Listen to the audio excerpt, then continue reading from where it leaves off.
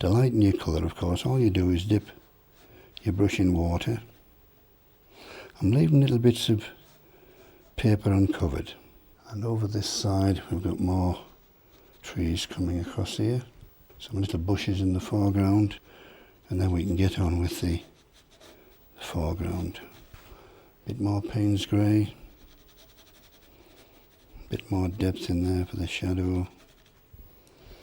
We're going to have a good wiggle. Just wiggle that up there and blend it in like that. Get some depth across the top. And a bit of burnt sienna to the mix.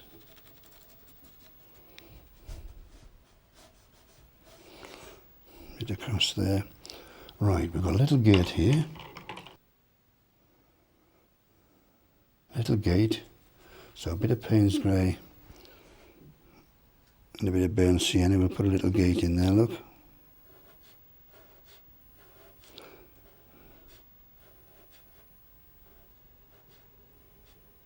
That. Tidy the bottom up here. I'll just wiggle with the rigger while I've got it in my hand.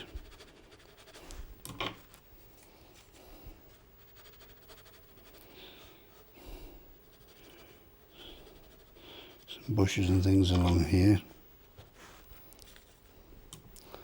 Brush I'm using is too small really, but for what I'm doing it's suffice because it's only small. And we've got some fence posts or something along here. So let's put those in.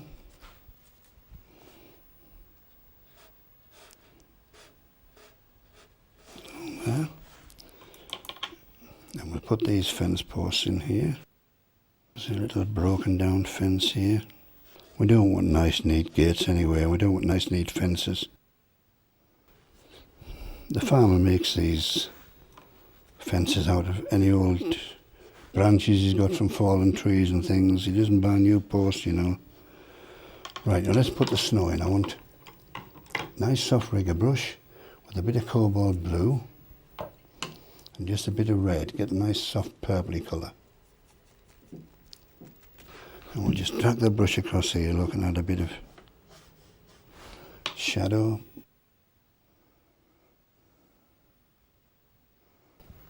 That's too purpley. I want the brush to be nice and wet.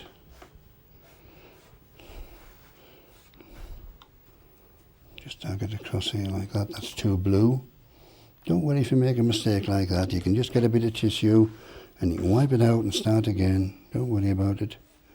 You want to relax when you're painting. You don't want to be stressed. Enjoy your painting.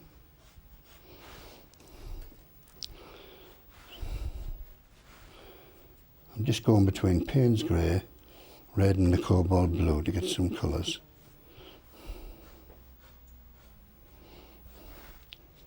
Just want some shadows across that snow.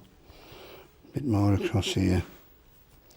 And there's actually a lot of rough grass in the middle, so I'll show you a little technique in the last few minutes for doing that.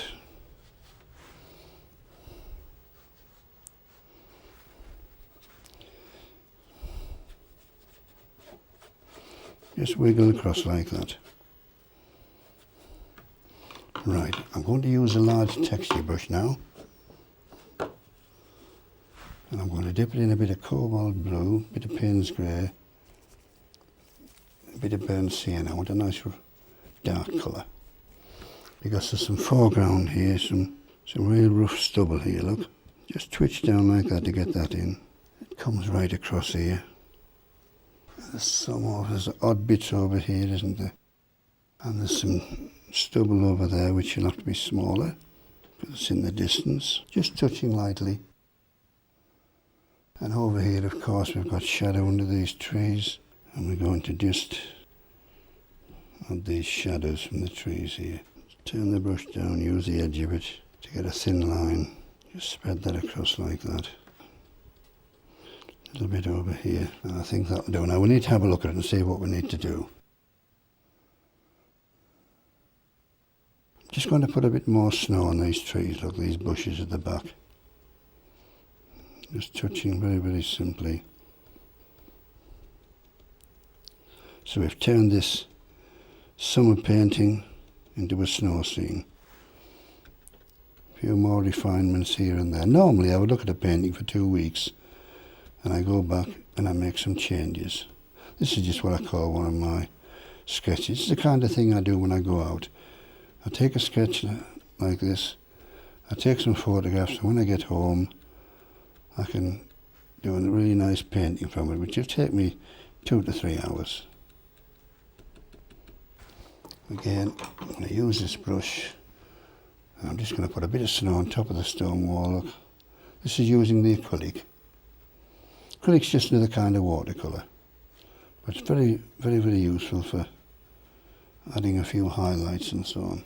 Right, now then, let's just put a bit more snow on the tops of the wall, and then what we're going to do, because this field normally is full of sheep, so I just want to show you how you put in sheep. I'm just going to put a couple of sheep in.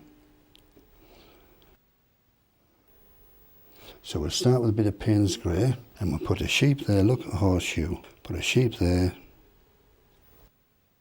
and another one. Now this sheep's looking to the right, so you'd extend the body to the right. That one's looking to the left. Extend the body to the left. That one's looking to the right. Put a small triangle for the head, when they get upset and they bump into things. And we'll have a small triangle there. Legs are optional. There's one in each corner, I'm told. A little bit of shadow, very important. If they're in deep snow, you won't see the legs. Now we need to let that dry. Right, we need to put a bit of white, acrylic white now, which will stay on the top. There we are. All the sheep, when they saw us coming, all went down into the next field. But normally they're here. And there's a few sheep in there. I'm going to use a little bit of raw sienna, and I'm going to just add a bit of colour in that roof. Use a bit of white acrylic, and I'll just put a bit of snow on the roof where it's drifted down on parts like that. And there's our finished painting.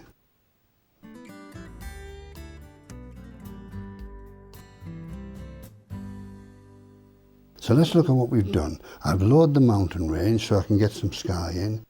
I've moved the stone wall across here to make a more pleasing composition. I've added a few sheep, because that's what I would expect to find in this field. I've used artistic license to put a bit of colour in the painting by putting some pantars on the roof. And I've added the stubble just to give the composition again a bit more drama rather than just leave it as an ordinary snow-covered field. Hope you enjoyed watching me paint that. See you next time.